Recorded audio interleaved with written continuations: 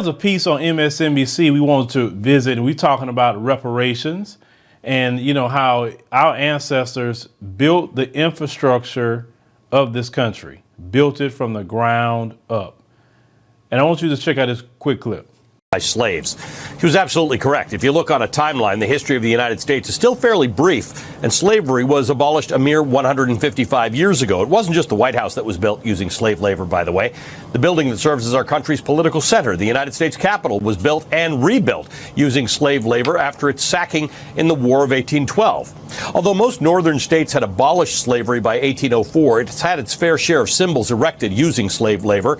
If you're familiar with the Trinity Church in New York's financial district, you may not know that the clergy rented enslaved people to build its iconic spires, as well as the wall that used to snake down what we now know as Wall Street. Many of our forefathers were enslavers. Thomas Jefferson's entire property in Charlottesville, Virginia, Monticello, was built and run by enslaved people. Enslaved people also helped build our intellectual centers. Georgetown University, one of the country's oldest colleges, built most of its campuses after the sale of 272 enslaved people in the 1830s. Many schools with storied histories were built in part by enslaved people, including Harvard University's Law School and the University of North Carolina, Chapel Hill. That school's campus was maintained by slave labor until its abolishment in 1865. Poor record-keeping and indifference by early historians makes it nearly impossible to know every contribution made to these buildings, but there's no doubt about how they got built. A lot of institutions today that's still erected, as you see the Capitol, you see the White House, many of your prestigious colleges like Georgetown University, many of them out there, PWIs, were built by slave labor, you know, for free. And what Black Americans are saying today is we literally can see what our ancestors built. It's still in our face today. You're using it every single day. Many of these places had, you know, your colleges had slaves. Many, the slave owners, of course, you know, some of them were presidents like George Washington, Thomas Jefferson, were slave owners. And we got slave owners as an inscription on the money. That's just period. But this video is part of making, you know, a further case, you know, for reparations. No other group in this country can say they built what Black America has built. And they come here and say, oh, I've become successful. How y'all not successful? Well, you calling a degree successful? A piece of paper from a university success that is diminishing in value every day. If you didn't actually pick a skill that people can't just do like that. Skilled trades are one of the best things you can do, actually. Oh, you open up a business. There are people opening businesses all over the world every day, not just here in the United States of America. You obtained a house. People obtaining homes every day, all over the world, not just here in the United States of America. But yet you come over here, some people, and want to look down on Black Americans, even though our history have shown that even after slavery, our best time was Reconstruction. Those 10 years after the Civil War, when Black people got to build without dealing with white supremacist terrorism, because they were being protected by the Union troops. But when they made that great compromise with the South and removed the Union troops, that's when all the sabotage and the terrorism started happening to Black people again.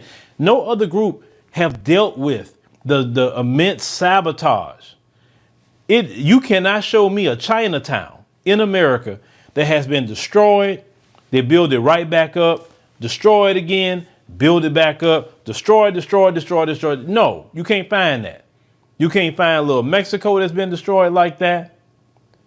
You can't find little India has been destroyed like that. Everybody that come in here can build up their communities and don't have to deal with white supremacist terrorism.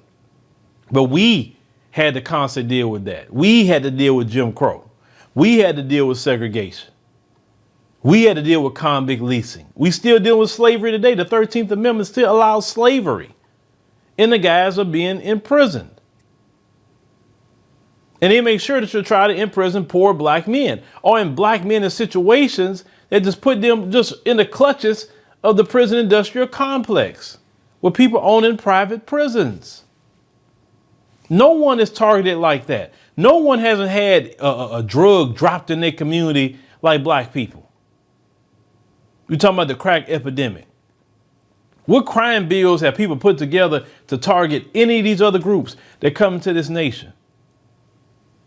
And even after all that, black people are still ticking and still thriving even to this day. We would be 100 times further than what we are. But no other group could say they have dealt with the exact same thing. This is why they got to attach themselves, or another word y'all like saying today, tether themselves to the black struggle. Because in order for them to get anything, they have to attach themselves to the black struggle. When they say Asian cannot say they went through what black people went through in this country. This is why they say, well, black and Asian or black and LGBT. You understand what I'm saying? Or black and anti-Semitic. They try to attach and tether these people to us because we justify the reason why we should be getting set-asides, reparations, everything. These other groups can't justify anything on their own. This is why every time we do something, here they come. It's not that we call them to come to anything. When George Floyd, when that jumped off, we didn't call them other groups. We didn't say, hey, we need y'all out here. Please help us. No. We have always been on our own 10 toes down. Other groups have always came in with their own thought process of, yeah, let me go ahead on and graft myself to black people and what they're doing because let's say in the 1960s, the Italians were being discriminated against, who are white. The Polish, the Irish, all these different people were being discriminated against. And after the civil rights movement happened, the white society said, okay, we're going to let the Italians in the white society. We're going to let the Polish, we're going to let the Irish, we're going to let all these people. Fast forward later, they on the police force doing the exact same thing like the other ones. But you go back to the civil rights movement, they was beating them, discriminating against them and everything. They always got to attach themselves to us. See, and the reason why I'm not for about anybody attaching themselves to us no longer is because every time that we have joined with other groups, we have always got the raw end of the deal.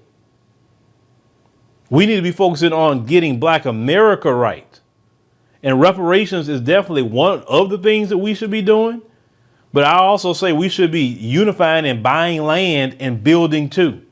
Because today is totally different than the time of Black Wall Street. During the time of Black Wall Street, we couldn't arm ourselves like we can do it now. And they can't get away with things they used to get away with back in that time period now. We as a community got to stop being so shook and stop being so freaking scared and go it on and unify with each other and start buying up land. There's so much land in America that's not even habited at all that black folks can buy and start building something. Because my issue with Black America is that we got the spirit and the knowledge of builders, but we're not building. We want them to treat us better underneath their stuff instead of going and build our own and unifying together to build our own. They've been preaching that in the Nation of Islam forever, and yet it still has not been done because it's like in black folks' mind, you're so broken in your mind. I just have to believe you're broken. You don't want to build anything because a lot of you in your heart scared. I mean, a lot of you are scared. You scared them folks gonna go. You so scared that you don't even want to make them mad with you for any reason. Well, I wasn't trying to. All they got to tell you to make you scared is, well, if you guys buying land and trying to build homes and schools, for your kids, isn't that like segregation? I mean, wow. I mean, if segregation was here at one point in time, you guys didn't want it. Now you want to segregate yourselves, and y'all will fall for that every time. Because you value what they say about you. You value that. Why do you value anything that they say about you? You know good and well you need to build something of your own. Notice they don't go tell that to the Asian community when they go build Chinatown. They don't tell that to the Hispanic community. They don't tell it to the Arab community. They don't say nothing about that segregation crap to those people. Nothing at all. You notice they only tell it to you because it works. Because those other groups, they shuck and jive and raccoon with them people. But at the end of the day, they going to be on code with their own to build something. And that's what we need to be doing. You sit up here and fight about America and so afraid of doing other things and say, okay, what are you building here? What are you building?